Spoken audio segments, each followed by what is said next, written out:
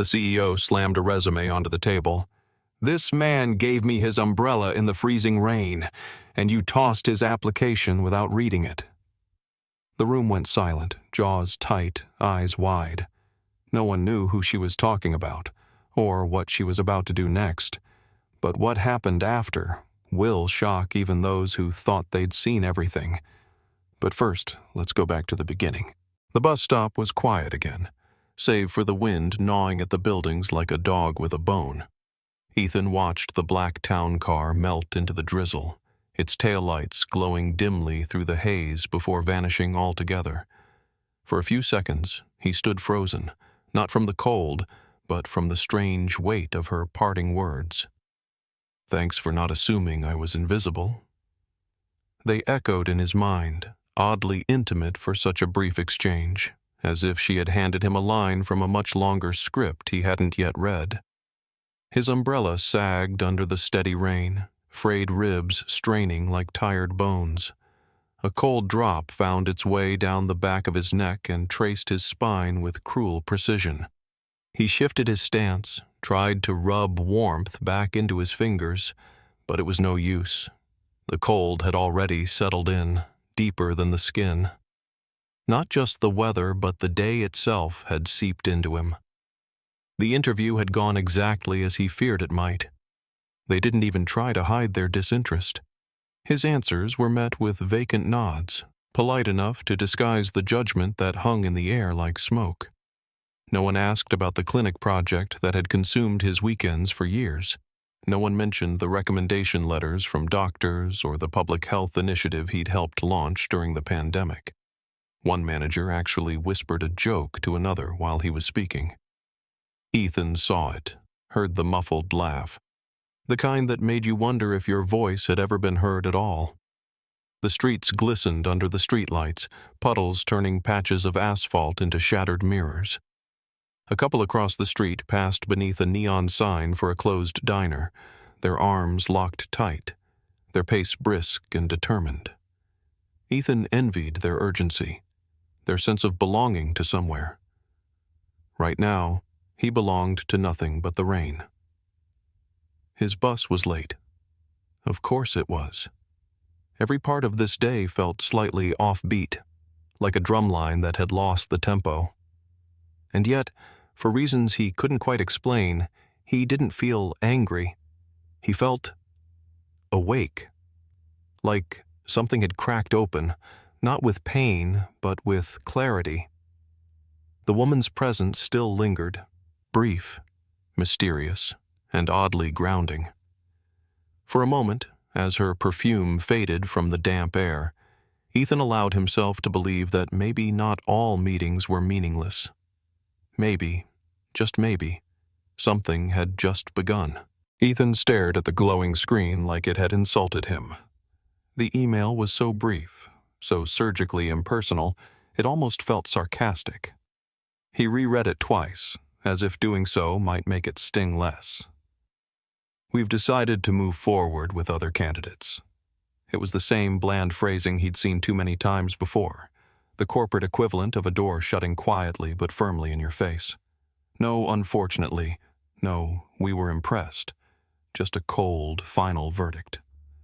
He sat motionless in the cracked vinyl chair at his kitchen table, the fluorescent light overhead flickering slightly, as though even it were too tired to commit.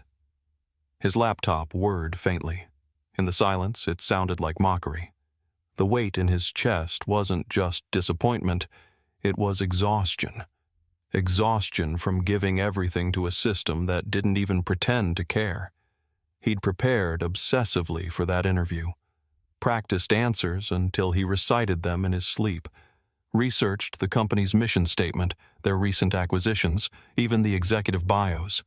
He had believed, naively maybe, that effort would count for something, that merit still mattered, that a man with honest work in his hands and ideas in his head had a place somewhere. But he hadn't accounted for men like Greg Pearson. Greg, who wore Italian loafers and a tailored smirk. Greg, whose idea of fit meant Ivy League degrees and golf metaphors. Greg, who glanced at Ethan's resume, saw Community Health Clinic and Wayne State University, and dismissed it with a twitch of the wrist. "Doesn't fit our culture," he muttered, tossing the paper into a bin without a second thought, the same bin where dozens, hundreds of others had probably landed before. People like Ethan who didn't wear ambition the way Greg approved of.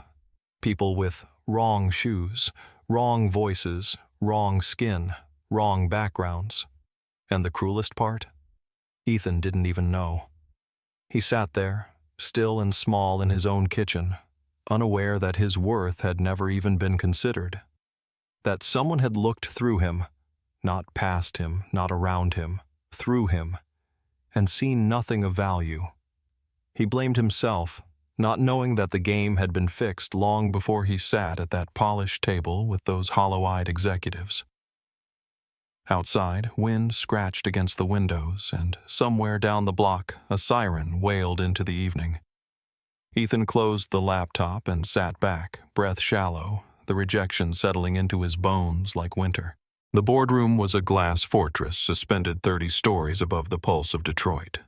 It was always quiet up there, but this morning, the silence pressed like atmospheric pressure before a storm. Suits rustled. Coffee cooled untouched. No one dared speak above a whisper.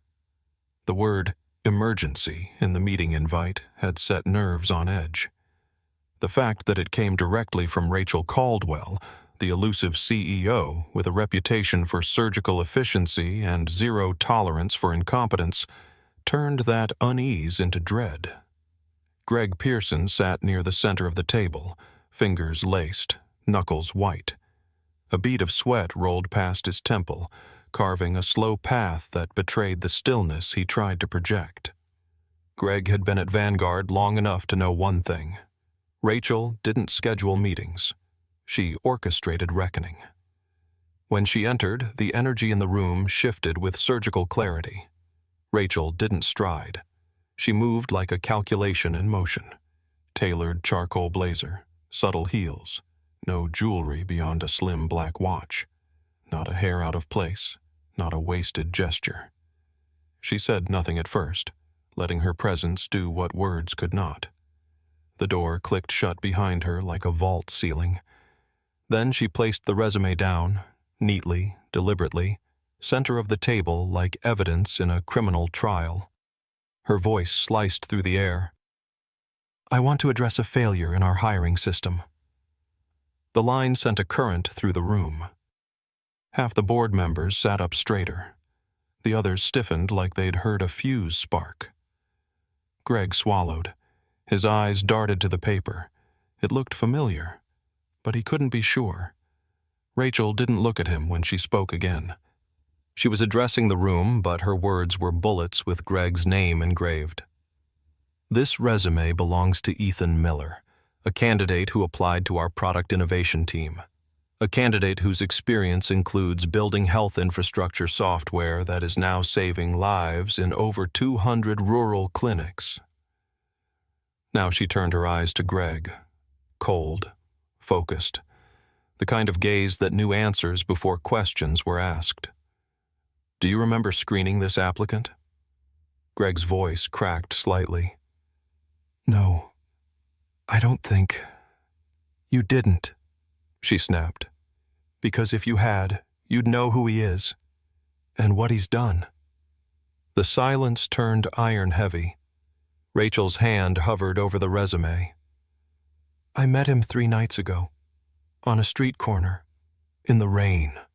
I was invisible, no coat, no car, stranded, and he offered me his umbrella. No hesitation, no recognition, just kindness." Her gaze scanned the room like a scalpel, stopping on every face. "And here, in this boardroom of metrics and pedigree, not a single one of you thought he was worth 10 seconds.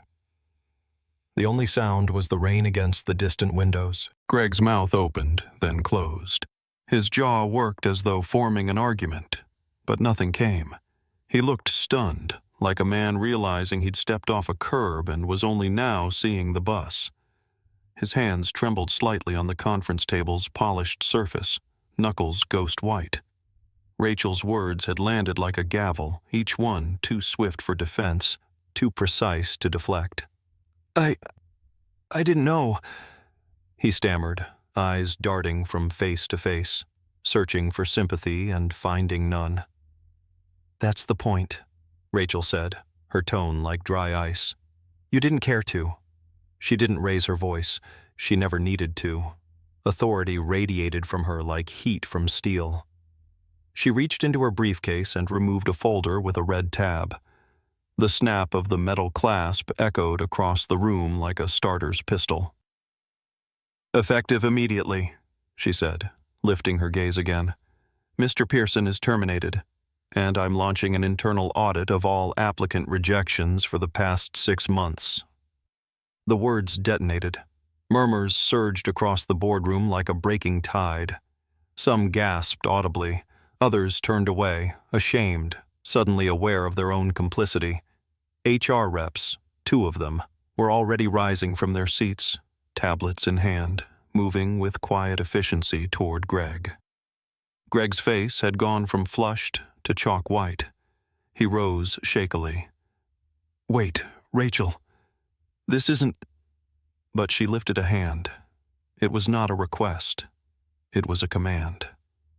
"You've had years to learn what this company is supposed to be, and you chose comfort over vision, gatekeeping over talent.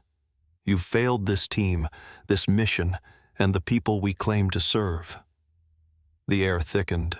No one moved to stop her. No one dared. In Rachel's eyes, Greg was no longer a person. He was a precedent. "And one more thing," she added, turning slightly, her tone cooling even further. "I've reached out to Ethan Miller. I want him leading our next community health integration project." The silence that followed was electric. A reversal so swift, so complete, it left the entire room breathless. Rachel had taken the discarded and elevated him to center stage. It wasn't just a hiring decision. It was a declaration. For the first time in years, the people in that room saw the company they could be, stripped of arrogance, guided by merit. The reckoning had arrived, not with fire, but with ice. And it was only just beginning.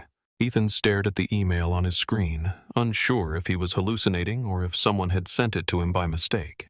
His first instinct was to check the sender's address twice, then a third time. It was real, official, stamped with Vanguard Systems' blue letterhead signature and carbon copied to departments he'd never even heard of. He read the message again, slower this time, until the words settled into his chest like a held breath finally exhaled. The phrasing was clinical, formal. "Your interview caught the attention of leadership. Rachel Caldwell specifically requested." But underneath it pulsed something electric. After years of clawing through silence and indifference, someone had finally looked back. 1 week later, Ethan stood before the glass tower of Vanguard Systems once more, only this time he wasn't funneling in with the hopeful crowd at the revolving doors. He was met at a side entrance, discreet, silent, where a concierge greeted him by name and whisked him to the elevator reserved for C-level staff and VIP guests. The ride was smooth, whisper quiet, no ads, no music, just a gentle ascent that somehow felt symbolic, like something being rewritten mid-script. When the elevator doors opened onto the executive floor, it wasn't the vaulted ceilings or the curated stillness that made Ethan pause. It was the receptionists who stood when he entered, the subtle nods from assistants as if they already knew who he was, not as a case file or applicant number, but as someone meant to be here. Rachel Caldwell was waiting near the corner window, framed by the skyline like a sculpture carved from time and intention. She turned with that same deliberate grace he remembered, the same face that once trembled beneath an umbrella in the freezing rain. But today there was warmth in her expression, like the thaw after a long winter. "Mr. Miller," she said, stepping forward with a firm handshake. "Welcome back." He nodded, still unsure if his voice would work. "Thank you. I wasn't expecting—" She held up a hand. "You looked past the surface," she said, her tone gentler now. "That night, you didn't see status. You saw a person. Now it's my turn to do the same." She gestured toward the polished conference table. Not as a formality, but as an invitation. And for the first time in a long time, Ethan didn't feel like he was entering a room to ask for permission. He felt like he belonged in it. The office Ethan now occupied wasn't lavish, but it carried a quiet weight. It was tucked on the same floor as the executive suite, flanked by departments that used to be walled off to people like him, unspoken fortresses of pedigree and pedigree alone. Yet here he was, not as a token or a headline, but as something rarer, proof of a shift. He didn't decorate the space with degrees or awards. There were no ego monuments on the wall. Just one item sat at the center of his desk, protected in a glass display case. Inside it, bent but intact, was the umbrella. Its frayed edges had been gently preserved. It looked modest, almost out of place amidst the polished surfaces. But to Ethan, and soon to others, it became something sacred. A symbol. The small brass plaque beneath it gleamed softly under the track lighting. A kindness that changed everything. Visitors often asked about it, junior designers, analysts, even interns. Ethan would smile, sometimes offer the short version, sometimes none at all. The ones who stayed long enough eventually understood. It wasn't just about the gesture. It was about how something so ordinary, a moment of decency in the rain, could expose the cracks in a giant, and in turn, help rebuild it stronger. Within weeks of Greg Pearson's departure, Rachel Caldwell had pushed through a sweeping overhaul of the hiring process. Resumes were anonymized during screening. Interview panels were diversified. Outreach programs expanded into overlooked colleges and community organizations. But perhaps most telling was how the company culture began to speak a new language, one that didn't just echo inclusion, but practiced it. People took notice. Not just media outlets, but Vanguard employees themselves. Water cooler cynicism gave way to something like belief. Teams that once ran on hierarchy started asking real questions about collaboration. The boardroom buzz shifted from brand protection to mission accountability. There were stumbles, of course, and skeptics didn't vanish overnight, but the direction had changed. And in a company like Vanguard, direction was everything. Ethan didn't walk the halls with swagger. He moved like someone who remembered the ground was never promised, only borrowed. But when he spoke, people listened, not out of obligation, but out of trust. He had earned it not by demanding space, but by creating it for others. And somewhere in the silence between meetings, amid the hum of turning gears and bright screens, that battered umbrella whispered its lesson, that sometimes revolution begins not with a fight, but with a hand extended in the rain.